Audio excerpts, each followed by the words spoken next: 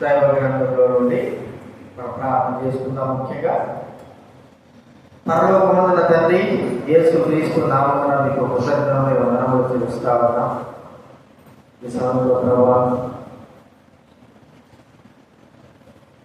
మిమ్మల్ని స్తుతించే భాగ్యతను, గణపరిచే భాగ్యతను మాకు అనుగ్రహించారు తండ్రి. సకల పరిశుద్ధులు ఆయా ప్రాంతాలు వర్షం వచ్చిన తుఫార్చన మిమ్మల్ని స్తుతించడం ఆపలేదు. నిత్యం మీకు స్థితి కలుగుతూనే ఉంది. మీకు ఎంత ప్రభావిత వర్షం భావంలో కూడా మమ్మల్ని తీసుకొచ్చి మిమ్మల్ని స్థుతించాలని ఇచ్చినటువంటి తరుణాపరిస్తున్నాం. దాన్ని కాపాడినందుకు మీకు కృతజ్ఞతాపూర్వకంగా స్థుతికరమైన ప్రభావాలు ఇస్తాం. 9 నెలల్లో ప్రవేశపెట్టి మన జాతరలో ప్రవేశపెట్టారు. ప్రభావ వాతావరణం అనుకూలించకపోయినప్పటికీ ప్రభావం మీరు ఇచ్చినటువంటి కృపను బట్టి, దయను బట్టి ఇస్తున్నారు. అన్ని చోట్ల విధాలుగా సహాయపడుతున్నట్టు తీసుకుంటారు. ఏ స్థానంలో అయితే ప్రభావ వర్షాభావం ఆటంకకరంగా ఉండదు. మరో స్థానంలో మిమ్మల్ని ఆరాధించి విడుదల చేయవలసింది వేడుకుంటున్నాం. సహాయం చేయండి. వర్షాలను తీసుకోవాలి ప్రభావం అందరికీ అనుకూలం చేయవలసిన మనవి చేసుకు రావాల్సిన వారిని తీసుకురండి, కనికరించండి, సహాయం. వాక్యం ద్వారా మీరు మాతో మాట్లాడి అందరూ కూడా మేము స్థుతించి గర్భంతో మాకు సహాయం చేయవలసింది యేసు ప్రభువు నామమున ప్రార్థించి వేడుచున్నాము తండ్రి. దైవ గ్రంథంలో నుండి ఆరాధన కొరకై నాడు కీర్తన గ్రంథం 99వ కీర్తన 3వ వచనం 5వ వచనం కలిసి చదువుకుందా. కీర్తన గ్రంథం 99వ కీర్తన. దేవుడు మనల్ని 8 నెలలు సఫలంగా కాపాడాడు. 9వ నెలలో మనల్ని ప్రవేశపెట్టాడు. అది మన ఆదివారం కాదు. ప్రభుత్వం మనము హృదయపూర్వకంగా ఆరాధించి జనపరచాలి. 9వ కీర్తన 3వ వచనం 5వ వచనం మనందరం కూడా కలిసి చదువుకుందా. 3:5 భయంకరమైన నీ గొప్ప నామమును వారు స్తుతించరు. యెహోవా పరిశుద్ధుడు. 5వ మనోడు యెహోవాను కనపడుతుంది. ఆయన పాదపీఠుడు సాయుడు. ఆయన అలాగే రోమా రాసిన పత్రిక 7వ అధ్యాయం, రోమిలకు రాసిన పత్రిక 7వ అధ్యాయం 22వ వచనం అందరం కూడా ఆలోచించాలి. రోమా 7:22 అందరం కూడా ఆలోచించాలి.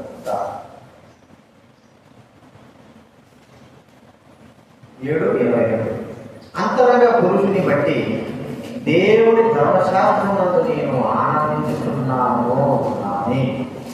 అలాగే యోహాను సువార్త 1వ అధ్యాయం 1వ వచనం. యోహాను సువార్త 1:1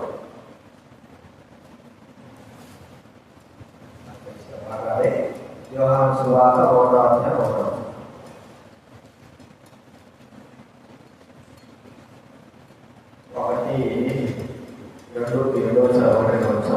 యోహాను సువార్త 1వ అధ్యాయం 1వ వచనం 2వ వచనం. ఆదియందు వాక్యము ఉండెను, వాక్యము దేవునితో ఉండెను, వాక్యము దేవుడే ఉండెను. ఆయన ఆదియందు దేవునితో ఉండెను, సమస్తమును ఆయన మూలముగా కలిగెను. ఆ పరిశుద్ధుడైన దేవుని స్తుతించడానికి మనకు ఒక గొప్ప కారణం ఏంటంటే ఈ పరిశుద్ధమైన గ్రంథం. మనకు తెలుసు ఈ గ్రంథం పేరుది పరిశుద్ధ గ్రంథం. హోలీ బైబిల్, ఇంగ్లీష్ అయితే హోలీ బైబిల్. మరి తెలుగులో పరిశుద్ధ గ్రంథం. ఏ గ్రంథానికి మరి ఏ వ్యక్తి రాసిన పుస్తకానికి ఇలాంటి యొక్క పేరు ఎవరు కూడా పెట్టలేదు.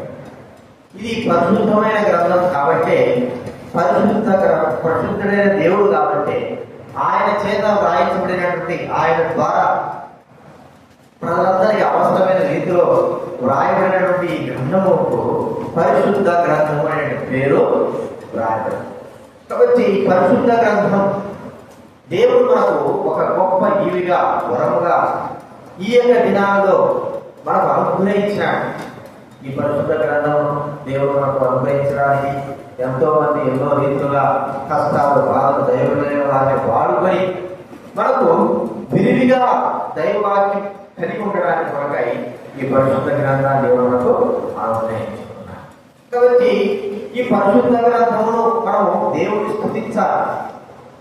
ఎందుకంటే ఈ గ్రంథమే మన జీవితంలోకి రాకపోతే, పరిశుద్ధ గ్రంథము అనేటువంటి మన జీవితం రాకపోతే మన జీవితంలో నశించిపోయేవారము అనేది మనం ఒకసారి గుర్తుంచుకోవాలి. అంటే ఈ పరిశుద్ధ గ్రంథం యొక్క గొప్పతనం అంత గొప్పది. చూడండి, మనది రోమా రాసిన పత్రిక 7వ అధ్యాయం, రోమిలకు రాసిన పత్రిక 7వ అధ్యాయం 12వ వచనం దయచేసి చదవండి. కాబట్టి ధర్మశాస్త్రము పరిశుద్ధమైనది, ఆజ్ఞ కూడా పరిశుద్ధమైనది, నీతి గలది, ఉత్తమమైనది. ఏంటంటే ధర్మశాస్త్రం ఏంటంటే పరిశుద్ధమైన పరిశుద్ధుడైన దేవుడు ఆయన చేత రాయబడినటువంటి ఈ గ్రంథము, ఆయన ద్వారా రాయబడిన గ్రంథము పరిశుద్ధమైనది, సత్య గ్రంథము, ధర్మశాస్త్రము. ఎంత పరిశుద్ధమైంది! ఇందులో వ్రాయబడినటువంటి ప్రతి మాట పరిశుద్ధమైంది, వ్రాయబడినది ప్రతి మాట సత్య సంబంధమే. అందుకే ఈ గ్రంథమునకు పరిశుద్ధ గ్రంథము అనేది మనము చూస్తాము. ఈ గ్రంథం ద్వారా, ఈ వాక్యం ద్వారా దేవుడు మనను కన్నాడు అనేది మనం గుర్తించాం. అంటే ఆయన తన బిడ్డగా చేసుకోవడమే మనం ఒకసారి గుర్తించాలి. చూడండి, యాకోబు రాసిన పత్రిక 1వ అధ్యాయం, యాకోబు రాసిన పత్రిక 1వ అధ్యాయం 18వ వచనం.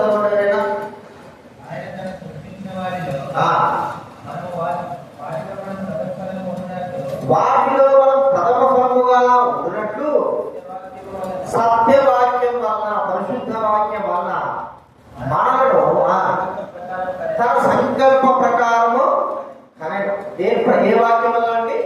పరిశుద్ధ సత్యవాక్యము, పరిశుద్ధ గ్రంథము వలన, దైవ వాక్యము ద్వారా, ప్రియమైన వాక్యం వినడం ద్వారా ఆ ప్రభువైన పరిశుద్ధ గ్రంథమును అంగీకరించడం ద్వారా మనము జన్మింపబడ్డ నూతనమైన ఆత్మగా జన్మింపబడ్డ మనం గుర్తించుకోవాలి. కాబట్టి ఈ పరిశుద్ధమైన గ్రంథము ద్వారా మన జీవితాలు మనల్ని ఆయన మనల్ని జన్మింపజేశాడు. అందుకే మనం చూసినాం కదా, ఈ వాక్యమే సత్యం, ఈ వాక్యమే దేవుడు. వాక్యము ద్వారా, సత్య వాక్యము ద్వారా తన సంకల్పాల ప్రకారంగా మనకన్నాడు. ఒకవేళ ఈ పరిశుద్ధ గ్రంథం మానవాళికి ఇవ్వకపోయింటే, ఈ ధర్మశాస్త్ర పరిశుద్ధ గ్రంథం మానవాళికి లేకుండా పోయింటే మానవాళి జీవితము ఎటుపోయి ఉంటుందో, ఎలా ఉంటుందో, ఏ పరిస్థితిలో ఉంటుందో, ఏ స్థితిలో మానవుడు మనందరం కూడా ఎలాగ ఉందుమో అనేది ఒక్కసారి ఆలోచించాలి. మనకు పరిశుద్ధ గ్రంథము దేవుడు ఒక విరివిగా, ఒక మాట చెప్పుకోవాలంటే ఈ పరిశుద్ధ గ్రంథము వెలుగు అని కూడా మనం చూడవచ్చు. వెలుగు మనకు తెలుసు. ఈ పరిశుద్ధ గ్రంథం యొక్క వెలుగులో మనందరినీ కూడా దేవుడు జన్మింపజేసినాడు ఈ పరిశుద్ధ గ్రంథం యొక్క వెలుగు ద్వారా. కాబట్టి మనము జన్మింపబడ్డ ఆ ప్రభువైన యేసుక్రీస్తు వారి వాక్యమైన ప్రభువైన యేసుక్రీస్తు వారిని, పరిశుద్ధ గ్రంథమైన ప్రభువైన యేసుక్రీస్తు వారిని మనం అంగీకరించడం ద్వారా ఇదినా మనము దైవ బిడ్డలుగా చేయబడ్డాము. మనకు కూడా మనది పరిశుద్ధులు కదా మాట. ప్రతి మాటలో కూడా అపోస్తలుడైన పౌలు చెప్తున్న మాట చూడండి. ప్రతి రోమపత్రిక రోజు పెట్టుకుంటే ప్రతి మాట రోమా 1వ అధ్యాయంలో గుర్తిస్తే, రోమా 1వ అధ్యాయంలో 7వ వచనంలో చూడండి. రోమా 1:7 అన్ని 1:7 మొదటిలో కూడా 1వ అధ్యాయంలో ఉంటుంది. 1వ అధ్యాయం 7వ వచనం అంటే, పౌలు రోమాలో ఉన్న దేవుడి ప్రియులకందరికీ అనగా పరిశుద్ధులుగా ఉండుటకు పిలువబడిన వారికి, పరిశుద్ధులుగా ఉండటం ఏం చేశామంటే మనము పిలువబడ్డాం. దైవ గ్రంథం ద్వారా మనం పరిశుద్ధులమని దేవుడు మనల్ని పిలుస్తా ఉంటున్నాడు. మొదటి కూడా అదే మాట, మొదటి 1వ అధ్యాయము 1వ 2వ వచనంలో మాటది. కొరింథీయుల పరిశుద్ధ పరచబడిన వారై పరిశుద్ధులుగా ఉండుటకు పిలువబడిన వారికి, పరిశుద్ధ పరచబడిన వారై పరిశుద్ధులుగా ఉండుటకు పిలువబడిన వారికి అందరికీ ప్రియమైన వారి పరిశుద్ధులుగా ఉండడానికి పిలువబడ్డారు. పరిశుద్ధ గ్రంథం ద్వారా ప్రభువును మనం స్తుతించాలి. ఈ పరిశుద్ధ గ్రంథం దేవుడు మనకు ఒక వీలుగా, ఒక కృపగా అనుగ్రహించుంటున్నాడు. పరిశుద్ధుడైన దేవుడు తన పరిశుద్ధమైన గ్రంథాన్ని మనకు ప్రతి ఒక్కరు కూడా అనుగ్రహించినందుకు ప్రభు స్తుతించాలి. ఈ గ్రంథమే లేకపోతే, ఈ పరిశుద్ధ గ్రంథమే లేకపోతే మనం దేవుడు కూడా దేవుడు కూడా కావడానికి వీళ్ళే పరిశుద్ధ గ్రంథము ద్వారా, ఆ పరిశుద్ధ గ్రంథంలో వారిని తన కుమారుడైన ప్రభు యేసుక్రీస్తు వారు, పరిశుద్ధుడైన ప్రభుని యేసుక్రీస్తు వారిని అంగీకరించడం ద్వారా ఈ కార్యం ద్వారా మనం పరిశుద్ధులుగా తీర్చబడ్డాం. కాబట్టి పరిశుద్ధ గ్రంథము మనం ఏం చేసిందంటే పరిశుద్ధులుగా తీర్చింది. పరిశుద్ధ గ్రంథం పరిశుద్ధులుగా మనం తీర్చడం అనేది మనం గుర్తిస్తామన్నాం. కాబట్టి ప్రభుత్వం స్తుతించాలి. ఎవరు మనల్ని, ఏ గ్రంథము, ఏ వ్యక్తి, ఏ మనిషి, మనల్ని ఏ సంస్థ, ఎవరు మనల్ని పరిశుద్ధులుగా తీర్చగలరు?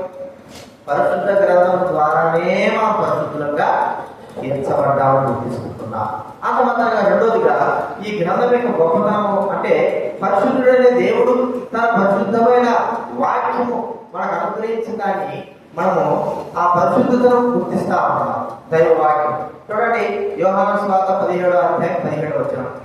యోహాను సువార్త 17వ అధ్యాయం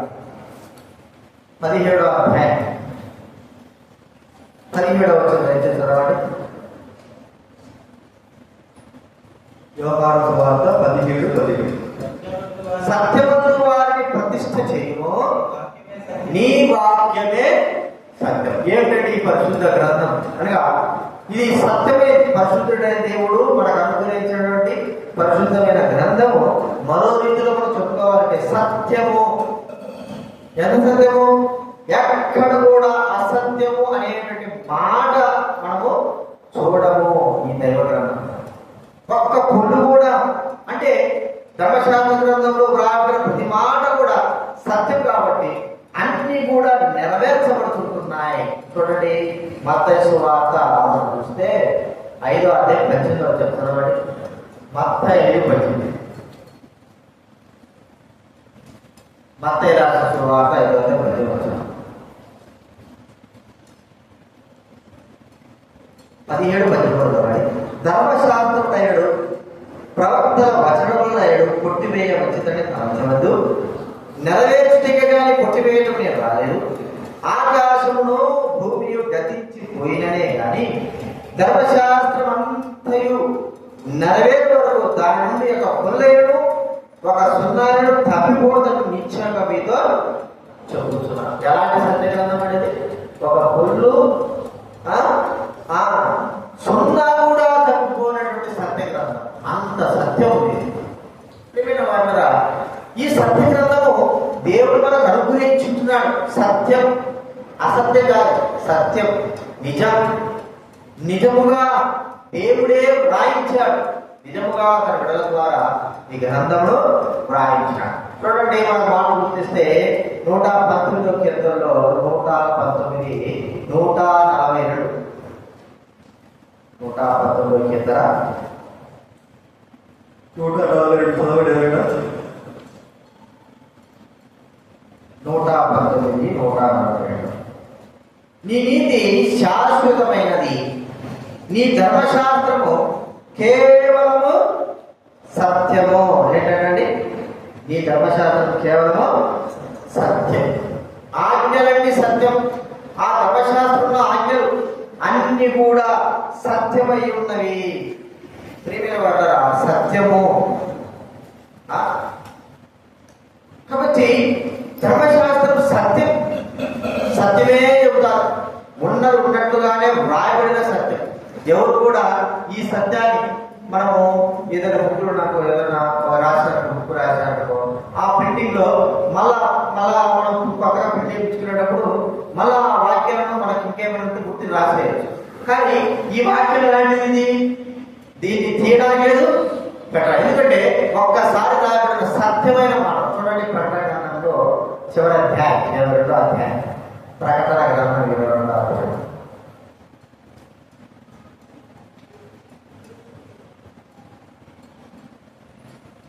పద్దెనిమిది చదవండి. ప్రకటన 22:18. ఈ గ్రంథమందున్న ప్రవచన వాక్యములను విను ప్రతివానికి నేను సాక్ష్యం ఇచ్చినది అనగా, వీటితో మరి ఏదైనా కలిపినలా గ్రంథములో రాబడిన చూడండి. ఇంకా ఎవడైనా ఈ ప్రవచన గ్రంథమందున వాక్యములలో ఏదైనా తీసివేసినలా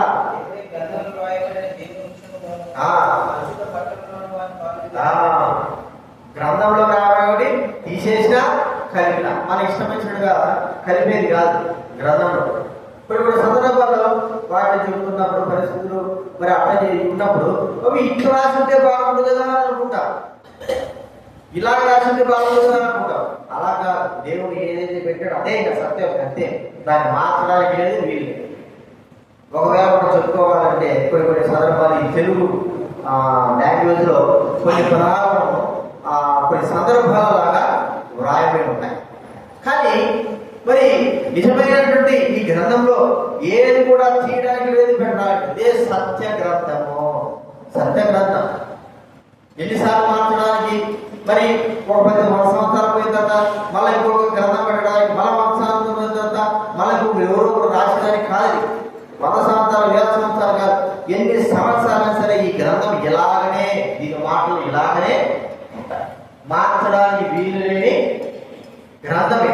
దీన్నే సత్య గ్రంథము. దేవుడు ఈ సత్య గ్రంథం మనకి ఇచ్చినప్పుడు ఎంత గొప్ప విషయం అండి. కాబట్టి ఎందుకు ఆయన మార్చకూడదు కాకూడదు అంటే, దేవుడు ఎలాంటి వాడు? పరిశుద్ధుడే దేవుడు, మార్పు లేని వాడు, ఏకరీతిగా ఉండేవాడు. చూడండి హెబ్రీ పత్రికలో మనం చూస్తే, హెబ్రీ పత్రిక ఆయన మార్పు లేని వాడు. 13వ అధ్యాయంలో చదవండి. హెబ్రీ 13. హెబ్రీ పత్రిక 13వ అధ్యాయంలో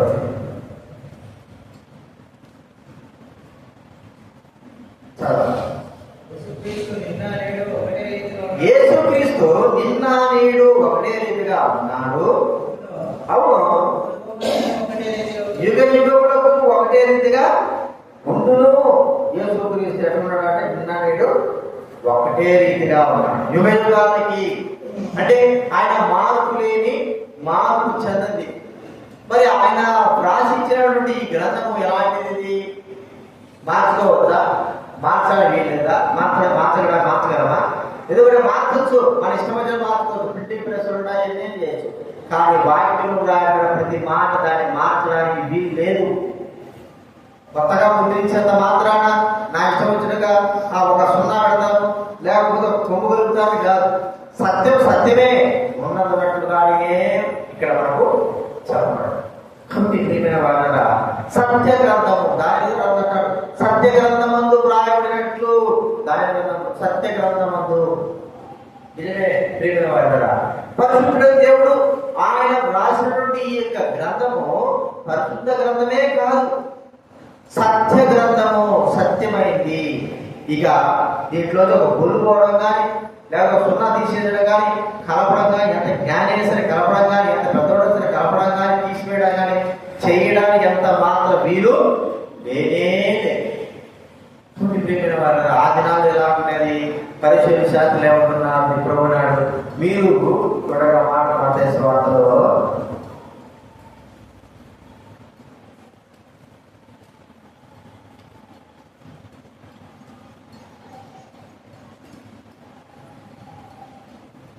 పెద్దల పారంపర్యాచారం ప్రకారంగా మీరు ఎందుకు ఇలాగ చేస్తున్నారు?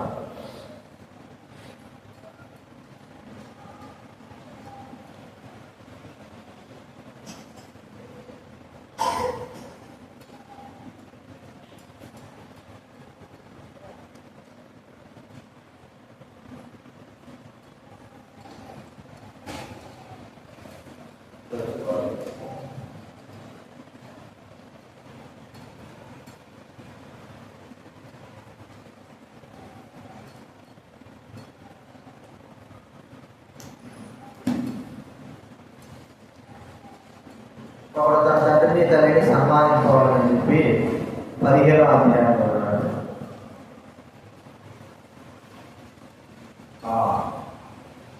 మత్తయి సువార్త 15వ అధ్యాయం 3వ వచనము 6వ వచనం చదవడం. మత్తయి సువార్త 15వ అధ్యాయం. మీ పారంపర్యాచారం నిమిత్తము దేవుని ఆజ్ఞను ఎందుకు అతిక్రమించుతున్నారు? 6వ వచనం.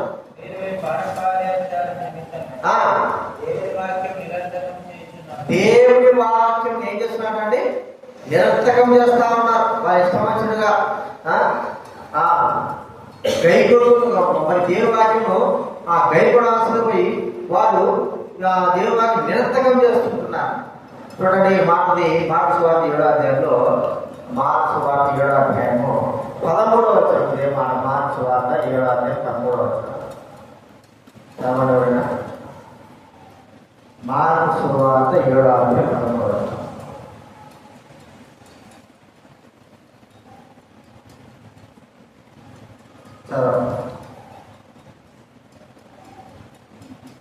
మార్కు సువార్త 7:13. మీరు నియమించిన మీ పారంపర్యాచారం వల్ల దేవుని వాక్యము నిరర్థకము లేదు. ఇటువంటివి అనేకములు మీరు చేయుదురని చెప్పారు. అనేకాలు చేస్తారంటే వాక్యాన్ని నిరర్థకం చేసేస్తారు. వారి ఇష్టవంతులుగా మరి చేసేవారు. సత్యవాక్యము ఉన్నట్టుగా ఈ వాక్యము సత్యవాక్యం ఆ దినాల్లో ఎలా ఉందంటే, ప్రొటెస్టెంట్స్ రాకముందు ఆయన పేరు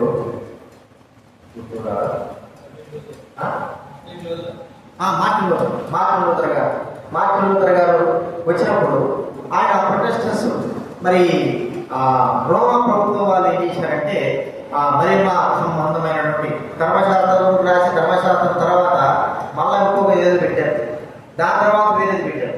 ఇలాగా సత్యాన్ని అసత్యంగా మార్చి చేస్తా ఉన్నప్పుడు మార్టిన్ లూథర్ గారు ఏం చేశారంటే, నిజముగా హెబ్రీ భాషలో రాయబడినటువంటి ఆ యొక్క దైవ గ్రంథాన్ని తీసుకొని దాన్ని చదివి ఇది ఇలా లేదు అని ఆ భాషను మార్చడం ఇంత చేసినారా అంటే వారి ఇష్ట ప్రకారంగా చేసినారు వచ్చారు రోమా క్యాథలిక్స్ వారు. కాబట్టి అప్పుడు మరి దేవుడు ధర్మశాస్త్రంలో అసలైన సత్యాలను చేశాడంటే, మరి అక్కడ ఉన్నటువంటి రోమా ప్రభుత్వంలో ఉన్నటువంటి ఆ ప్రాంతంలో ఒక చర్చికి ఆ యొక్క కలుపుకి కొన్ని పది సత్యాలను రాసి వాటిని శుద్ధితో కొట్టాడు.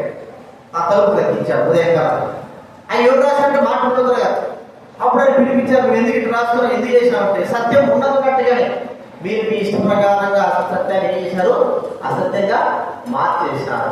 తీస్తావా లేదా చచ్చిపోతావా అంటే, నేను చచ్చిపోయినా పర్వాలేదు కానీ దీని మాట తీయడం కుదరదు. తెలియని వాళ్ళ ఆ దినాలు జరిగితే సత్యము ఉన్నదంటే ఈ దినాలు కూడా అలాగే జరుగుతూ ఉంది.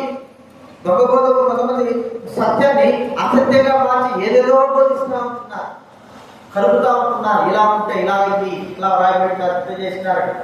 కాబట్టి సత్యవాక్యము దేవుడు మనకి ఇవ్వడం ద్వారానే మన కనులు ఏమైనాయి, తెరవబడ్డాయి. నిజమైన సత్యంలోకి మనము రావడం అనేది జరుగుతూ వచ్చింది. కానీ సత్య గ్రంథము దేవుడు మనకు అనుగ్రహించేందుకు మనము, ఎందుకంటే ఆయన సత్యం, ఆయన పరిశుద్ధుడు కాబట్టి ఈ గ్రంథం కూడా పరిశుద్ధమైంది, సత్యమే. అంత మాత్రం కాదు, ఈ యొక్క పరిశుద్ధుడైన దేవుడు మనకు అనుగ్రహించిన సత్య వాక్యం ఎలాంటిదంటే, రోమీయులకు రాసిన పత్రిక 2వ అధ్యాయం, రోమీయులకు రాసిన పత్రిక 2వ అధ్యాయము 18వ వచనం చదవండి.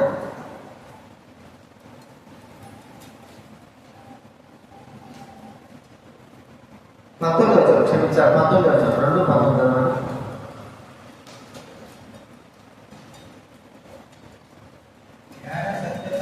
జ్ఞాన సత్య స్వరూపమైన ధర్మశాస్త్రం గలవాడిన ఉండి, జ్ఞాన సత్య స్వరూపమైన ధర్మశాస్త్రం, జ్ఞానం చెప్పిన మాట లోకం నుండే జ్ఞానం కాదు. ఈ జ్ఞానం దేవుడు దైవ వాక్యంలో పొందుపరిచినాడు. ఎవరు ఆ జ్ఞానములు? ప్రభువైన యేసుక్రీస్తు. చూడండి, కొలస్సీయులకు రాసిన పత్రిక 3వ అధ్యాయం 2వ అధ్యాయం 3వ వచనం. కొలస్సీయులకు రాసిన పత్రిక 2వ అధ్యాయం 3వ వచనం చదవడం.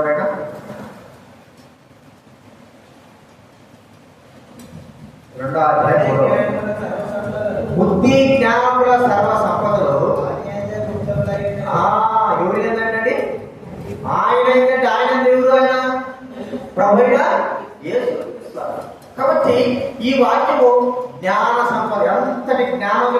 ఈ వాక్యం జ్ఞాన సత్య స్వరూపం. ఈ జ్ఞానం ద్వారానే లైట్ కనిపెట్టాలంటే జ్ఞానం ద్వారానే, వాహనాలు కనిపెట్టాలంటే జ్ఞానం ద్వారానే, ఏరోప్లేన్ కనిపెట్టాలంటే జ్ఞానం ద్వారానే, ఒక మత్తులు కనిపెట్టాలంటే జ్ఞానం ద్వారానే. ఏ జ్ఞానం? దైవికమైన జ్ఞానం. ఈ జ్ఞానమే లేకపోతే ఎలా ఉండేది మానవుడి స్థితి అంటే, ఇక ఆది మానవుడి స్థితి, ఆది మానవుడు ఎలా ఉంటున్నారో అలాగే ఉండేదేమో. ప్రియమైన వారా, జ్ఞాన సత్య స్వరూపమైన ధర్మశాస్త్రం దేవుడు మనకు అనుగ్రహించుకుంటున్నాడు. కాబట్టి ఆ జ్ఞానం యొక్క ద్వారా మనిషి యొక్క మోటుతనము మార్చబడును. చూడండి, ఒక మాట ప్రసంగి గ్రంథం ఉన్నాడు. ప్రసంగి జ్ఞానం వల్ల మనిషి యొక్క మోటుతనం మార్చబడును.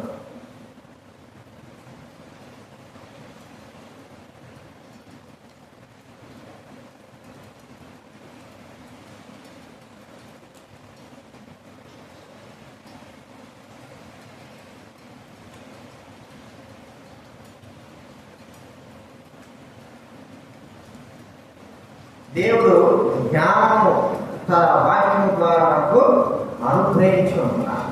కాబట్టి ఆ జ్ఞానం మనకు కూడా మోటుతనం మార్చబడింది అని మాట.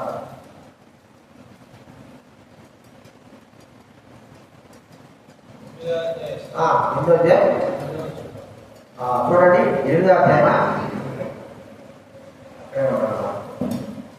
ఎన్నో వచ్చి చదవండి. 8వ అధ్యాయము 8వ అధ్యాయం మొదలవుతున్నాయి. జ్ఞానులతో సమానులైన వారెవరు, జరుగువాటి భావములు ఎరిగిన వారెవరు, వారి ముఖములకు తేజస్సునిచ్చును, దాని వలన వారి మోటుతనము మార్చబడదు. చూడండి, ఈ జ్ఞానం ద్వారా మానక మోటుతనము, మానక మరి కరుపైనతనము మార్చబడింది. జ్ఞానం లేదా చీకటిక స్థితి నుంచి మార్చబడి వెలుగు స్థితిలోకి జ్ఞానం. ప్రియమైన వారి ప్రభువైన దేవుడు పరిశుద్ధుడై ఉన్నాడు. ఆయన వాక్యము జ్ఞానం కలిగి ఈ లోక సంబంధమైనది కాదు. జ్ఞానం దైవిక జ్ఞానం. వాక్యమంతా కూడా చూడండి, యాకోబు రాసిన పత్రికలో మాట మనకు, యాకోబు రాసిన పత్రికలో యాకోబు రాసిన పత్రిక 3వ అధ్యాయం 15 వస్తుంది. యాకోబు 3:15. ఈ జ్ఞానము పైనుండి దిగి వచ్చినది కాక భూ సంబంధమైనది.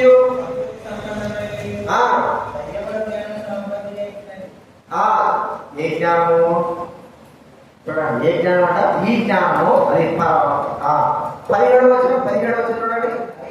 అయితే పైనుండి వచ్చు జ్ఞానము మొట్టమొదట పవిత్రమైంది, తర్వాత సమాధానకరమైంది, మృదువైనది, సులభముగా లోటున్నది, కనికరముతోనూ మంచి ఫలములతో నిండిపోయినది, పక్షపాతమైన వేషధారణ లేనిదైనది, నీటి ఫలము సమాధానం చేయవారికి సమాధానముతో.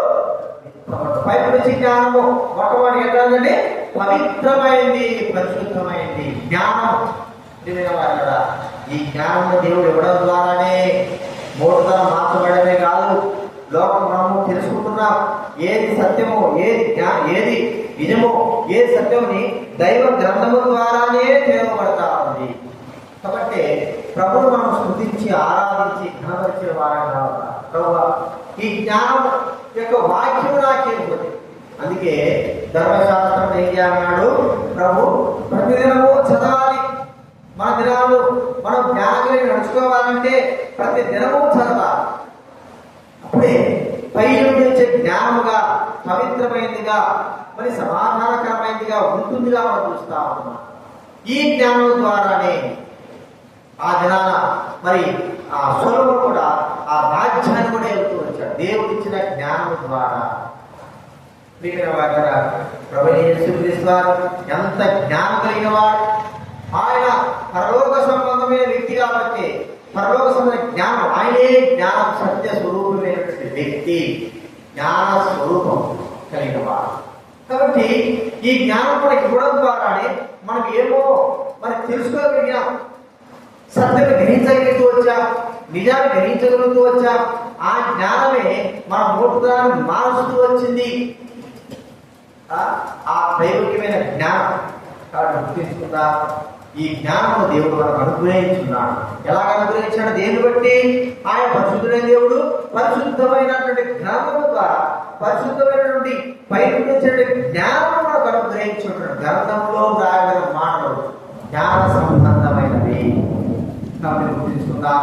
ఆ ప్రభువు మనము దేవ సత్య జ్ఞానం, జ్ఞాన సత్య స్వరూపమైన గ్రంథాన్ని మాకు అనుగ్రహించినందుకు మీకు వందనాలు ప్రభావం మనము స్థుతించవలసిన వారంగా ఉన్నాం. చివరిగా ఈ గ్రంథం యొక్క గొప్పతనం ఆయన ఏంటంటే ప్రభు యొక్క జీవమును తెలిపేదిగా చూస్తా ఉన్నా. ప్రభు పరిశుద్ధుడు, ఆయన ఉన్న పరిశుద్ధమైనటువంటి జీవము ఈ గ్రంథము ద్వారానే మనకు దేవుడు అనుగ్రహించుంటాడు. చూడండి, ద్వితీయోపదేశ కాండం 32వ అధ్యాయం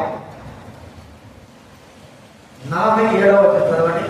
ద్వితీయోపదేశ కాండం 32వ అధ్యాయం 47వ వచనం. 32, 47 చదవండి.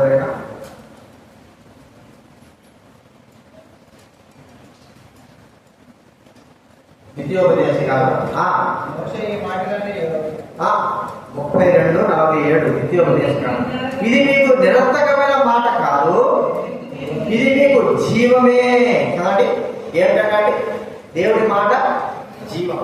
యేసుక్రీస్తు వారి నుంచి అప్పుడు మరి పౌలు ఏమంటున్నాడు చూడండి, యోహాను సువార్త 6వ అధ్యాయం, యోహాను సువార్త 6వ అధ్యాయం, 6వ అధ్యాయంలో 6వ అధ్యాయము 68వ వచనం చదవండి. యోహాను సువార్త 6వ అధ్యాయం.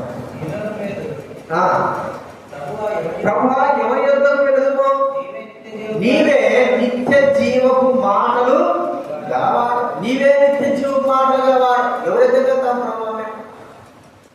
కదా, ఈ వాక్యము నిత్య జీవము. పరిశుద్ధుడైన దేవుడు ఆయన తన గ్రంథమును, పరిశుద్ధమైన గ్రంథమును ప్రభువైన యేసుక్రీస్తు రూపంలో ఈ లోకంలో మనకు అనుగ్రహించుకుంటున్నాడు. ఆ ప్రభువైన యేసుక్రీస్తు వాక్యము అనేటువంటి మాటల ద్వారా తన పరిశుద్ధతను చాటు చేసుకుంటా ఉన్నాడు. ఏమిటంటే ఇదంటే జీవము, జీవం, మామూలు జీవం కాదు, ఇది నిత్య జీవము. ఈ గ్రంథం ఎందుకంటే ప్రభువైన యేసుక్రీస్తు ఎలాంటి వాడు? నిత్య జీవము కలిగిన వాడు. ఆయన నిత్య జీవము కలిగిన వాడు, పరలోకంలో ఎల్లప్పుడూ ఉండేవాడు.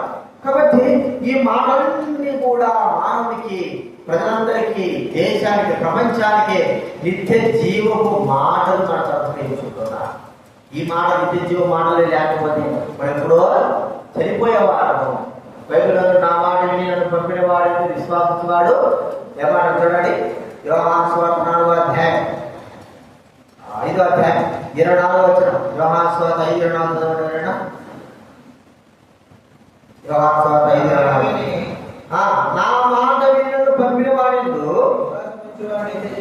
విశ్వాసించువాడు ఎవరంటే నిత్య జీవము గలవాడు. అంటే ప్రభువైన యేసు ఈ వాక్యం అంగీకరించిన వాడు, వాక్యం చదివిన వాడు, వాక్యము అనుసరించిన వాడు నిత్య జీవము కలిగిన వాడు అనే మాట మనం చూస్తా ఉంటున్నాం. ఈ నిత్య జీవ మాటలే మనకు లేకపోతే మనము నశించిపోయేవారు, నాశనమైపోయేవారు. జీవ మాటలు మనకు అనుగ్రహింపబడి ఆ నిత్య జీవ మాటలను విశ్వాసం ఉంచిన మనకు నిత్య జీవమును ప్రభువైన యేసుక్రీస్తు పరలోకమును మనకు నిత్య జీవమును అనుగ్రహించుకున్నాడు. పరిశుద్ధుడైన దేవుడు తన నిత్య జీవపు మాట మనకు అనుగ్రహించకపోయి ఉంటే ఈ దినాన మనం నిత్య జీవం పొందేవారు, నాశనానికి జోగుతూ ఉండేవారు, నాశనానికి వెళ్ళేవారి యొక్క జాబితాలో ఉండేవారు. అయితే ప్రభు మనల్ని, మనకు తన కుమారుడైన యేసుక్రీస్తు వారు నిత్య జీవాన్ని ప్రసాదించి, నిత్య జీవమును ప్రసాదించి మనందరినీ కూడా ఆయన ద్వారా, తన వాక్యం ద్వారా నిత్య జీవంలోకి ప్రవేశింపజేశాడు. కాబట్టి ప్రభువు మనము స్తుతించాలి. పరిశుద్ధుడైన దేవుడు తన పరిశుద్ధమైన వాక్యము మనకి ఎలాగ ఏ విధంగా అనుగ్రహించాలంటే పరిశుద్ధ గ్రంథం రూపంలో మనకు అనుగ్రహించి ఉంటున్నాడు. పరిశుద్ధ గ్రంథం, ఈ గ్రంథం కాకుండా ఏది కూడా పరిశుద్ధమైనది లేదు. అన్ని పుస్తకాలు అపరిశుద్ధమైనవి. మరి పరిశుద్ధమైనవి పరిశుద్ధ గ్రంథం అనే పేరు దానికి ఇవ్వబడింది. ఇంకోటి ఏమని చెప్తున్నాము? సత్య గ్రంథం. ప్రతి మాట సత్యమే, ప్రతి వాక్యం సత్యమే, అబద్ధాలు కాదు, మోసాలు కాదు, నిజము సత్యమే రాయబడి ఉంటున్నాయి. మూడోది ఏం చూస్తున్నాం చెప్పండి? జ్ఞాన సత్య స్వరూపమైనది. జ్ఞానం ప్రపంచంలో ఈ భూలోక సంబంధమైనది కాదు, పరలోక సంబంధమైన జ్ఞానము దేవుని జ్ఞానమే. ఇందులో పొందుపరిచి ఆయన తన జ్ఞానంతటి పొందుపరిచి ప్రభువైన యేసుక్రీస్తు రూపంలో వాక్యం ద్వారా మనకు అనుగ్రహించుకున్నాడు. నాలుగోది ఏం చూసుకొచ్చా చెప్పండి? జీవం. దేవుడు తన యొక్క జీవాన్ని, తన పరిశుద్ధమైన జీవాన్ని తన వాక్యం ద్వారా నిత్య జీవపు మాటలుగా మనకు అనుగ్రహించి మనందరం కూడా నిత్య జీవం కలిగిన వారుగా చేసినాడు. కాబట్టి ఆ పరిశుద్ధమైన దేవుడిని మనము దైవ వాక్యం ద్వారా ఇన్ని విధాలుగా, ఇన్ని రీతులుగా మనకు అనుగ్రహించినందుకు ప్రభువును మనం స్తుతించి ఆరాధిద్దాం. విషయాలు జ్ఞాపకం ఆరాధనలో ప్రవేశిద్దాం. ఒక పాట పాడుతున్నా, లేచిన పాట పాడుతున్నా.